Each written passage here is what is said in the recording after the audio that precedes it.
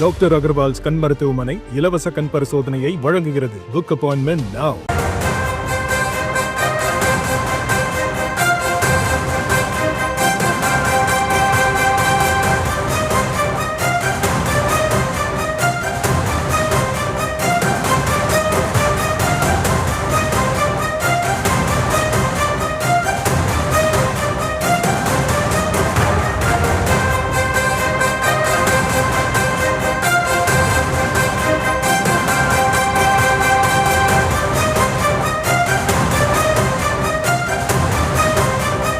அண்மை செய்திகளை பார்த்து வருகிறோம். குளறுபடிகளின் உச்சமாக இருக்கும் குரூப் 4 தேர்வை ரத்து செய்ய வேண்டும் என இபிஎஸ் வலியுறுத்தியிருக்கிறார்.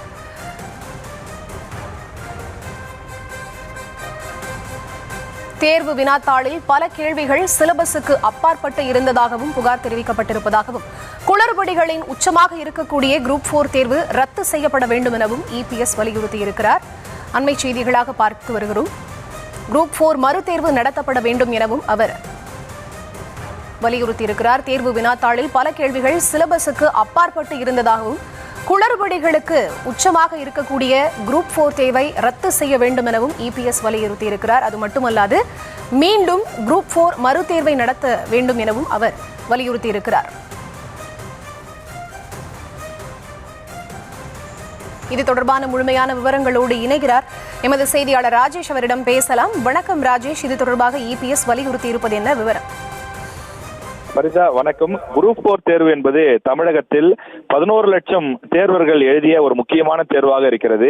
அந்த தேர்வில் கேட்கப்பட்ட கேள்விகள் தான் சமீப நாட்களில் மிகப்பெரிய சர்ச்சையை ஏற்படுத்தி இருக்கின்றது. காரணம், ஒரு 40 அல்லது 50% கேள்விகள் அவுட் ஆஃப் சிலபஸ் என்ற அடிப்படையிலே, அதாவது 10ஆம் வகுப்பு பாடத்திட்டத்திற்குள் கேட்காமல் கடந்த காலங்கள், சங்க காலங்கள் ஆகியவற்றிலிருந்துதான் பல கேள்விகள் கேட்கப்பட்டதாகவும், இவ்வாறு கேள்வி கேட்டால் நாங்கள் எப்படி அந்த தேர்வை எழுத முடியும், இந்த கேள்வித்தாளை பார்த்து நாங்கள் சோர்ந்து விட்டோம் என்று பல தேர்வர்கள் புகார் தெரிவித்து வருகிறார்கள். டிஎன்பிஎஸ்சி அலுவலகத்திற்கும் தினசரி அவர்கள் இமெயில் மூலமாகவும் புகார்களை தெரிவித்து வருகிறார்கள். இந்த நிலையில் எதிர்க்கட்சி தலைவர் இபிஎஸ் ஒரு அறிக்கை ஒன்றை வெளியிட்டிருக்கிறார். அதில் குளறுபடிகளின் உச்சமாக இருக்கக்கூடிய குரூப் 4 தேர்வை ரத்து செய்ய வேண்டும் எனவும், மறு தேர்வு நடத்த வேண்டும் எனவும் அவர் கோரிக்கை விடுத்திருக்கிறார்.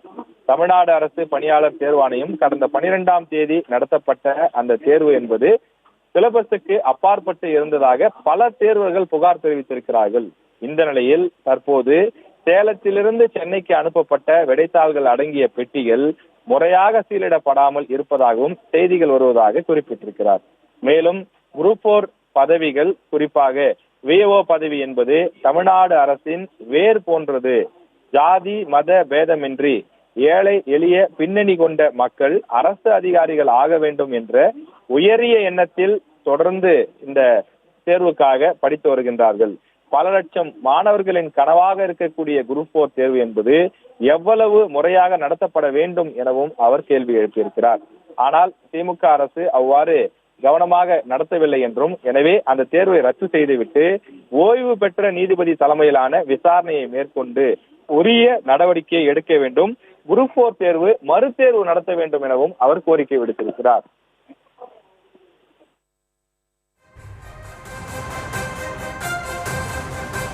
விவரங்களை வழங்கியமைக்கு நன்றி ராஜேஷ்.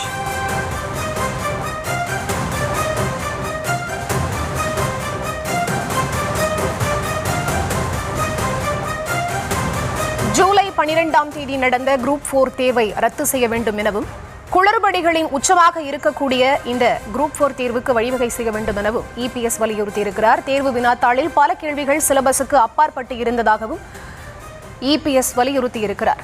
அண்மை செய்திகளை பார்த்தோம். டாக்டர் அகர்வால்ஸ் கண் மருத்துவமனை இலவச கண் பரிசோதனையை வழங்குகிறது. Book appointment now.